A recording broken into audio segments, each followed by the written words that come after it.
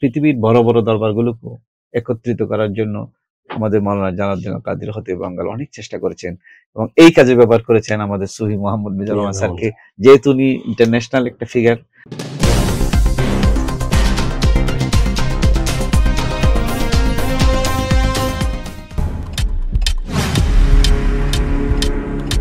আলহামদুলিল্লাহি রাব্বিল আলামিন, আসসালাতু ওয়াসসালামু আলাইকা রাসূলিল কারীম, আউযু বিল্লাহি মিনাশ শাইতানির রাজিম, বিসমিল্লাহির রহমানির রহিম। সম্মানিত দর্শক শ্রোতা, পি নিউজ টিভির পক্ষ থেকে আপনাদেরকে স্বাগত জানাচ্ছি। আমরা আজকে জমিয়তুল জাতীয় মসজিদে আন্তর্জাতিক শাহাদে কারবালা মাহফিল আয়োজন বিষয়ে কথা বলার জন্য আজকে একত্রিত হয়েছি। এখানে আমরা আলোচনায় অংশগ্রহণ করবেন আমাদের আন্তর্জাতিক শাহাদে কারবালা পরিচালনা পর্ষদের অন্যতম কর্মকর্তা, বিশেষ করে যিনি প্রকাশনা বিভাগটি দেখেন, চট্টগ্রাম বিশ্ববিদ্যালয়ের মেধাবী শিক্ষক প্রফেসর ডক্টর মোহাম্মদ জাফরুল্লাহ, আপনাকে আমি স্বাগত জানাচ্ছি। আসসালামু আলাইকুম ওয়া রাহমাতুল্লাহি ওয়া বারাকাতুহু।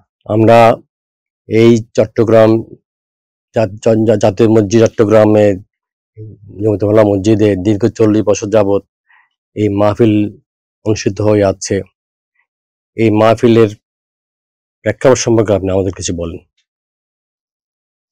আলহামদুলিল্লাহ রাব্বিল আলামিন, ওয়াসসালাতু ওয়াসসালামু আলা সাইয়্যিদিল মুরসালিন ওয়া আলা আলিহি ওয়া সাহবিহি আজমাইন। আম্মা বাদ, আউযু বিল্লাহি মিনাশ শাইতানির রাজিম। কুল লা আসআলুকুম আলাইহি আজরা ইল্লাল মাওয়াদ্দাতা ফিল কুরবা। সাদাকাল্লাহুল আযীম ওয়া সাদাকা রাসূলুহুন নবিয়্যুল কারীম।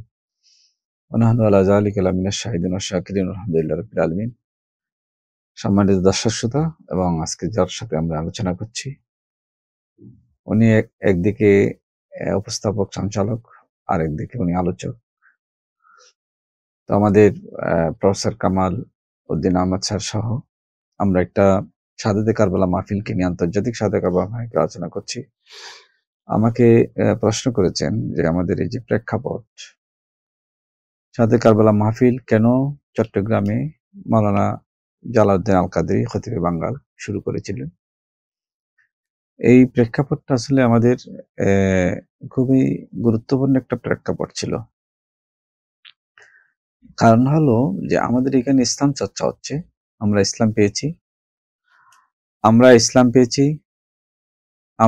পেয়েছি রাসূল করিম সাল্লাল্লাহু আলাইহি ওয়াসাল্লামের দেওয়া ইসলাম, এবং এটা পেয়েছি আমরা আহলে বাইতে রাসূল সাল্লাল্লাহু আলাইহি ওয়াসাল্লামের আত্মত্যাগের মাধ্যমে। এটা আমরা যুগে যুগে যদি আমরা ইতিহাস জানি, আহলে বাইতের যে অবদান ইসলাম চর্চায় বা ইসলাম পৌঁছে দেওয়ার মানুষের গুরুত্বরায় বিভিন্ন অঞ্চলে দক্ষিণ, পূর্ব, উত্তর, দক্ষিণ, জাজিরাতুল আরব থেকে ছড়িয়ে দেওয়া ইসলামকে, তো সেই কাজটা সবচেয়ে বেশি করেছেন আহলে বাইতরা। কিন্তু দুঃখের বিষয় হলো, যাদের মাধ্যমে আমরা ইসলাম পেলাম তাদের চর্চাটা বন্ধ হয়ে গেছিল। এই জিনিসটা, খতিবে বাঙ্গাল একজন দার্শনিক ছিলেন, ফিলোসোফার ছিলেন, জামিয়া মিলিয়া সুন্নিয়া আলিম মাদ্রাসার দীর্ঘদিনের অধ্যক্ষ এবং আলেমীদ্বীন, বাংলাদেশ না সারা বিশ্ববরেণ্য আলেমীদ্বীন, জমিয়তুল ফালাহ জাতীয় মসজিদের যিনি আজীবন হেতাবতের দায়িত্ব পালন করেছেন, আমৃত্যু। তিনি একজন দার্শনিক হিসেবে এটা অনুভব করেছেন যে যাদের কাছে ইসলাম পেলাম তাদেরকে স্মরণ করা হবে না, এবং তাদের স্মরণটা আহলে সুন্নাত ওয়াল জামাতের আকীদায় হবে না, এটা হতে পারে না। যেহেতু এখানে আহলে বাইতকে আমরা দেখতেছি একটা গ্রুপ, শিয়া গ্রুপ, তারা বেশি আহলে বাইতকে মহব্বত এজাহার করে তাদের প্রতি। এই কারণে আহলে সুন্নাত ওয়াল জামাতের সাথে যেহেতু তাদের আকীদাগত কিছু দ্বন্দ্ব আছে, সে দ্বন্দ্বের কারণে অনেকেই ভয়ে কিন্তু আহলে বাইতের চর্চাটা করতো না, ও শিয়া ট্যাগ লাগবে এই কারণে।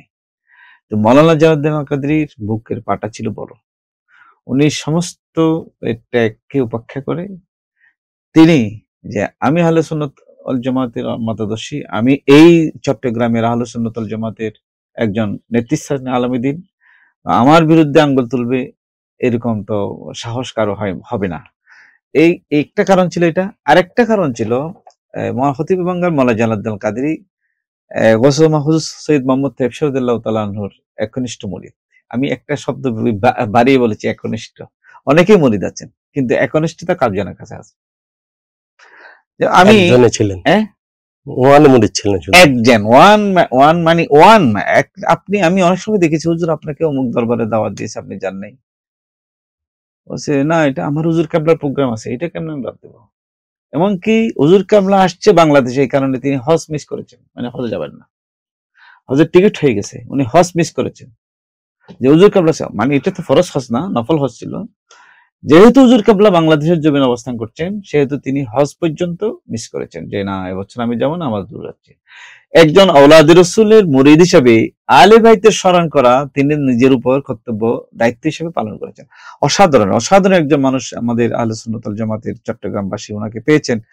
চট্টগ্রামবাসীর জন্য আসলে এরকম একজন মানুষ পাওয়ার কারণে আজকে চট্টগ্রামের চেহারা চেঞ্জ হয়ে গেছে। আহলে সুন্নাত ওয়াল জামাতের আকীদা যে প্রসার প্রসারে তার ভূমিকা যদি আলেমদের মধ্যে, আমি পীর মাশায়েখদের কথা বলছি না, আলেমদের মধ্যে যাদের অবদান আছে আহলে সুন্নাত ওয়াল জামাতের আকীদা প্রচার প্রসারে, মানে বাকিরা যদি 50% করেন ও একা 50% করেছেন ওনার সময়কালে। কারণ উনি জমিতুল ফালা মসজিদের খতিব, ডিসিরা ওনার পিছনে নামাজ পড়ছেন, সরকারি কর্মকর্তারা ওনার পিছনে, ওনার বক্তব্য শুনে অনেকে শূন্য হয়ে গেছেন। আমি জানি, আমি একবার দেখেছি যে আর্মি পার্সন কতগুলো, এরা বিভিন্ন মতাদর্মী ছিল, বিভিন্ন অঞ্চলের, আপনার রাজশাহী কুষ্টিয়া অঞ্চলের মানুষ, এরা কিন্তু আহলে সুন্নাত ওয়াল জামাতের আকীদাগুলো চিনতো না, বুঝতো না এবং শবে বরাত বুঝতো না। হুজুরের বক্তব্য শুনে তারা শবে বরাতের পক্ষে যখন তাদের মসজিদে এবং আর্মিদের মসজিদে যখন এটা চালু করতে বললেন, তখন সেখানকার ইমাম এটা নিষেধ করলেন, না এটা তো এলাও করে না শবে বরাত। তখন উনি আবার ওই তাদের মৌলবীকে নিয়ে জামিয়া মুহাদ্দিসিন নিয়ে আসছিলেন, ওই যে আর্মি প্রধান, নৌবাহিনী প্রধান, এবং বলেছেন যে আপনারা আমাদেরকে এটা বোঝান। আমি এই কথাটা এই জন্য বললাম, আলোচনা করলাম, যে আমাদের অনেক উলামা ইকরামরা সাক্ষী আছেন, এটা আমাদের জামিয়ার প্রিন্সিপাল অফিসে ছিল, তখন আমি জামিয়ার মোদাররিস ছিলাম। তো আপনি চিন্তা করে দেখেন, একজন সাধারণ আর্মি কর্মকর্তা, একজন জেনারেল ব্রিগেডিয়ার, উনি হুজুরের বক্তব্যে প্লিজড হয়ে এবং তিনি সুন্নি হয়ে গেছেন। তো এই যে সুন্নিয়তের খেদমত উনি যেভাবে করেছেন, আমরা সৌভাগ্যবান যে উনি আমাদেরকে সে আহলে সুন্নাত ওয়াল জামাতের আকীদায় আহলে বাইতকে কিভাবে স্মরণ করা যায় তার একটা মডেল দিয়ে গেছেন। আমরা হুজুরের রফে দরজাত কামনা করছি। আপনি যে প্রেক্ষাপটটা এটাই যে আহলে সুন্নাতের আকীদায় আহলে বাইতের চর্চা হওয়াটা উচিত। দুইটা কারণ, একটা হলো ওনার মাধ্যমে আমরা ইসলাম পেয়েছি এবং উনি একজন আহলে বাইত রাসূলের মুরিদ ছিলেন। ধন্যবাদ। আপনি যখন খতিব আমার কথাই বললেন, এই জমিতুল ফালা মসজিদ 1986 সালে প্রতিষ্ঠিত হয়, আজকে প্রায় 40 বছর, 2025 সাল। এবং যে বছর জমিতুল ফালা প্রতিষ্ঠিত হয়, হুজুর খেতাব শুরু করেন, সেই বছরে কিন্তু তিনি এই আহলে বাইতের চর্চা, এই সাধারণ বলা শুরু করেন। অসাধারণ, জি। তাহলে এবং জমিতুল ফালা বয়স 40 বছর এবং শাহাদাত বয়স 40 বছর। যদি চট্টগ্রামের ইতিহাস রচিত হয়, নিশ্চয়ই জমিতুল ফালার কথা আসবে এবং সেখানে শাহাদাত বলার কথা আসবে। তিনি অসাধারণ একটা কাজ করে গেছেন, আমরা আসলে হুজুরের প্রতি শ্রদ্ধা জানাচ্ছি। এবং আপনি যে কথাটা বললেন, আমি দেখেছি অনেক ডিসি, চট্টগ্রামের যারা ডিসি ছিলেন, হুজুরের অত্যন্ত ভক্ত ছিলেন। হুজুর ইন্তেকালের পরে অনেক ডিসি কে দেখেছি, ইন্তেকালের পরে হুজুরের মাজারে এসেছেন, ওনাকে জিয়ারত করেছেন, ওনারা অত্যন্ত ভক্ত হয়েছেন। যাই হোক, হুজুরের একটা অসাধারণ গুণ ছিল মানুষকে আপন করে নেওয়া, এবং ওনার মনে প্রাণে শুধু আহলে বাইতের স্মরণ মাহফিলকে কিভাবে সুন্দর করা যায় সেটাই ছিল। এবং ওনার মধ্যে খুলুসিয়ত ছিল বলেই আজকে 40 বছর যাবত এই মাহফিলটার চর্চা এখন কিন্তু অব্যাহত আছে, সুন্দরভাবে অব্যাহত আছে। আচ্ছা, আমি আপনার আরেকটি প্রশ্ন করতে চাই, খতিব বাংলার সাথে আর কারা কারা ছিলেন এবং তাদের যে কন্ট্রিবিউশন এই সম্পর্কে কিছু বললেন। আমি আসলে জামিয়া মুহাম্মদিয়া সুন্নি আলী মাদ্রাসায় ভর্তি হয়েছি 85 সালে। জামিয়া মুহাম্মদিয়া সুন্নাতে আমি 8ম শ্রেণীতে ভর্তি হয়েছিলাম। 86 সালে মাদ্রাসা প্রতিষ্ঠিত হলো, জমিতুল ফালা মাদ্রাসা প্রতিষ্ঠিত হলো, হুজুর খতিব হলেন। আমরা প্রথম জমায় যখন উদ্বোধনীতে, তখন ধর্মমন্ত্রী আসছিলেন আব্দুল মান্নান, উনি আসছিলেন উদ্বোধনীতে, বিভিন্ন দেশের পররাষ্ট্র রাষ্ট্রদূত আসছিলেন, আমরা গেছিলাম। হুজুর একটা আরবিতে বক্তব্য দিয়েছিলেন, ওদেরও বক্তব্য শুনেছিলাম। তখন আমরা ছোট ছিলাম। ওই সময়কাল থেকে আমরা আসলে কারবালা মাহফিলের সাথে হুজুর, যেহেতু জামিয়া মুহাম্মদিয়া সুন্নি আলী মাদ্রাসার প্রিন্সিপাল, সেহেতু আমরা হুজুরের সাথে যেতাম এবং হুজুরের মাহফিলে আমাদেরকে যাওয়ার জন্য হুজুর উদ্বুদ্ধ করতেন।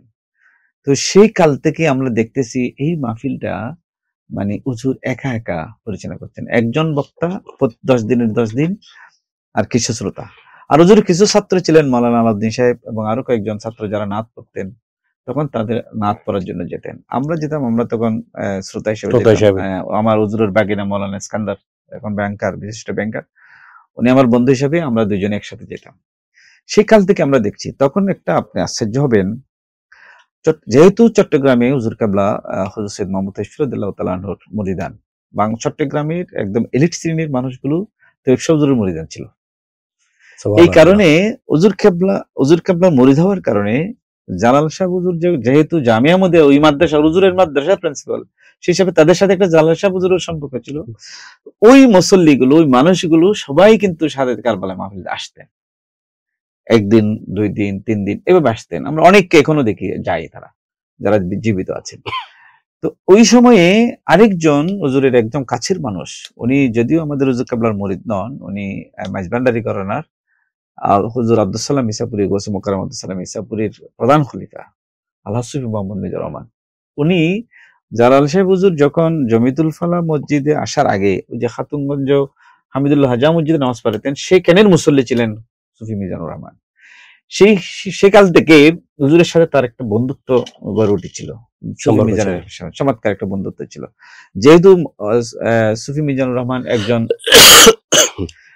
সুফি মিজানুর রহমান একজন আশিক রসুল, একজন সুন্নি, বুঝে শুনে সুন্নি, একজন সুফি সাধক, সেহেতু জালাল শাহ হুজুরের সাথে একটা সম্পর্ক হওয়া, এটা একটা মানে সুযোগ হয়ে গেছে আসলে।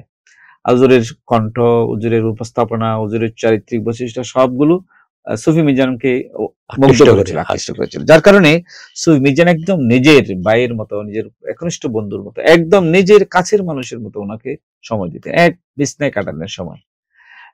সেই কাল থেকে সুফি মিজানুর রহমান এই খাদেতে কারবালা মাহফিলকে সহযোগিতা করে আসতেছেন, এবং হুজুরের অবর্তমানে ইনি এটার দায়িত্ব নিয়েছেন, চেয়ারম্যান হয়েছেন এবং প্রধান পৃষ্ঠপোষক তো তখন থেকে ছিলেন। এখন প্রধান পৃষ্ঠপোষকের দায়িত্ব আমরা আনুষ্ঠানিকভাবে যদিও ঘোষণা করেছি, তখন থেকেও তিনি প্রধান পৃষ্ঠপোষক ছিলেন। মানে হুজুরকে সাহায্য সহযোগিতা করার ব্যাপারে এই মাহফিলগুলোতে অত্যন্ত অনন্য ভূমিকা পালন করেছেন। যারা যারা করেছেন আমরা সবাইকে শ্রদ্ধা প্রদর্শন করি। এবং হুজুরের একটা উদ্দেশ্য ছিল, আপনি যেই প্রশ্নটা করেছেন এটা আমি আরেকটু ভেঙে বলি, কারা কারা ছিল। ওই যে এইগুলো তো আমি যারা হুজুরকে সহযোগিতা করছে শ্রোতা হিসেবে, কিন্তু বক্তাদের মধ্যে হুজুর চেয়েছিল যে সমস্ত দরবারগুলো আহলে সুন্নাত ওয়াল জামাতের যারা আকীদা পোষণ করে, এটা মাইজভান্ডার দরবার হোক, এটা আমির ভান্ডার দরবার হোক, এটা এই যে আপনার সিফাতুল মাদ্রাসার হুজুর আজিজুল কাল কাদেরী হোক, এটা যে সুকসরি দরবার হোক, যেটাই যত দরবার আছে এখানে, সমস্ত দরবারকে এক জায়গায় এনে হুজুর চেয়েছিলেন যে আহলে সুন্নাত ওয়াল জামাতের মতাদর্শ ভিত্তিক আহলে বাইতকে স্মরণ কিভাবে করা যায় তার একটা প্ল্যাটফর্ম করা, বা সুন্নিদের মধ্যে দরবারে দরবারে বিভিন্ন যে একটা মনোমালিন্যতা এবং যে একটা রেশারেশি, সেটা একটু কমিয়ে সবাই যদি এক টেবিলে বসে, তাহলে আহলে সুন্নাত ওয়াল জামাতের একটা ব্যাপক ঐক্যবদ্ধ হেতমত হবে, সেটাও হুজুরের মাথায় ছিল। আমি হুজুরের এই যে পরিকল্পনা, যে সমস্ত ওলামা ইকরাম হুজুরের সাথে ছিলেন, এবং আমি নঈমুদ্দিন আল কাদেরীকেও দেখেছি, উনি এখানে যে মারা গেছেন হুজুরের ছাত্র, তো উনিও প্রায় সময় এখানে বক্তব্য রাখতেন। জাফর আহমদ বদরি সাহেব বক্তব্য রাখতেন, বড় বড় ওলামা ইকরাম, আমাদের নঈমী সাহেব হুজুরও ওখানে বক্তব্য রেখেছেন। এবং আশ্চর্য বলে আপনি শুনেন, হুজুর আমাদের হুজুর কেবলা তো বাংলাদেশে আসেন হুজুরের মানে তরিকার প্রচার প্রসারের কাজে, কিন্তু হুজুর কেবলাকে শুধু কারবালা মাহফিলকে স্পেশাল দাওয়াত দিয়ে ওই তরিকতের মাহফিল মানে ছাড়া যে হুজুর কেবলা তরিকতের মাহফিল আসেন, এটা তো হুজুরের মানে তরিকতের কাজ, কিন্তু নিজের কারবালা মাহফিলকে কর্মকর্তাদেরকে সম্পৃক্ত করে না, আমরা চিঠি দিব, আমাদের চিঠি দিয়ে হুজুরকে দাওয়াত দিয়ে স্পেশাল মেহমান করে, মেহমানে আলা করে ওলাদ রাসূলের মাহফিলে ওলাদ রাসূলকে আনবো। হুজুর বলছেন যে আমি শুধু এই মাহফিলের জন্য আসছি, मैं मशकूर हूं, मैं मौलाना जलाल मशकूर हूं के तो मुझे बुलाया।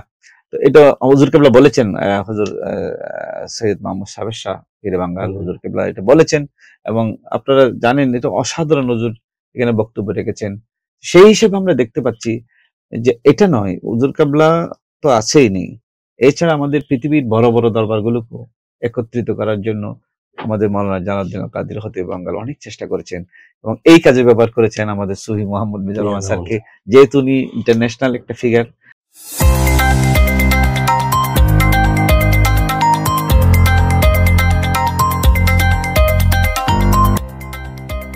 সত্যের সন্ধানে নির্ভীক, P News TV।